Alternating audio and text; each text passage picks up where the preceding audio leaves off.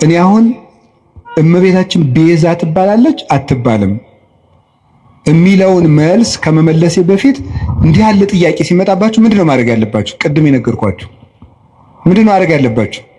ስለዚህ ጉዳይ የትናንትና አባቶቻችን ምን ብለዋል? ምን ብለዋል? ቅዱስ ያሬድ ምንድነው ያለው? አባ ጊዮርጊስ ምንድነው ያለው? ቅዱስ ጎርጎርዮስ ዘንዚናዙ ምንድነው ያለው? ሕሊናዋን በመጠበቋ ስጋዋን ጠብቃ ንጹህ ሆና በመኖሯ ፍጹም እምነትን በመያዟ she became the advocate of Eve ነው የሚለው። ከእንግሊዘኛው ቀጥታ ስለወሰድኩት የሔዋን ጠበቃዋ ቤዛዋ ሆነቻት ነው የሚለው ቅዱስ ጎርጎርዮስ ዘንዚናዙ። ታዲያ ምንድነው ማድረግ የፈለጋችሁ ይባል? ሄዳችሁ ትናንትን ማየት ነው። ይባላል አይባልም? ሐሳብ ሲገጥማችሁ ምን ተብሏል? እስኪ መምህር አባቶች ምን ብለዋል በዚህ ጉዳይ ላይ? ኑረውበታል እኮ። ግን እንደው ሐሳብ ይሄ ልነግራችሁ ፈልጌ ነው። እኔ አንድ ገጠመኝ ልንገራችሁ። ሰሞኑን ኢየሩሳሌም ነበርኩኝ እና እመቤታችን ቤዛ ትባላለች አትባልም የሚለው እዚህ በጣም ብዙ እየተምታታ ስለሆነ ብዙ ሰው ስለዚህ ጉዳይ መልስ ስጠን ምናምን እያለ ቴክስትም ያደርግልኛል።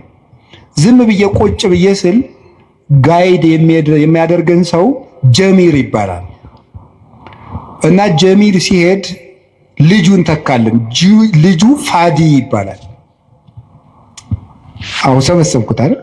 ፋዲ ይባላል እና እኔ የምተዋወቅ ሰውን ስሙን መጠየቅ ደስ ይለኛል። ማን ነው ስምህ ስለው ፋዲ አለኝ። አረብኛ ነው። ፋዲ ማለት ምን ማለት ነው ስለው ቤዛ ማለት ነው አለኝ። እኔ በጣም ነው የገረመኝ። እና ፋዲ እንኳን ቤዛ ተብሏል። እኔ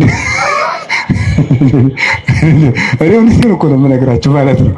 እንደው ፋዲ በአቅሙ ቤዛ እየተባለ እመቤታችንም እንዴ! እና እኔ በጣም በየቀኑ ፋዲን ባገኘሁት ቁጥር በጣም ሲገርምና አብራራልኝ አልኩት። የምሬን ነው የምነግራችሁ፣ ውሸቴን አይደለም።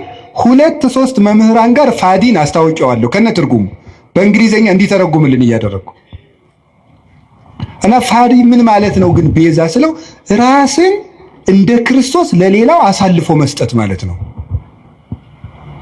ቤዛ ማለት እንደዚህ ያለ ማን ነው?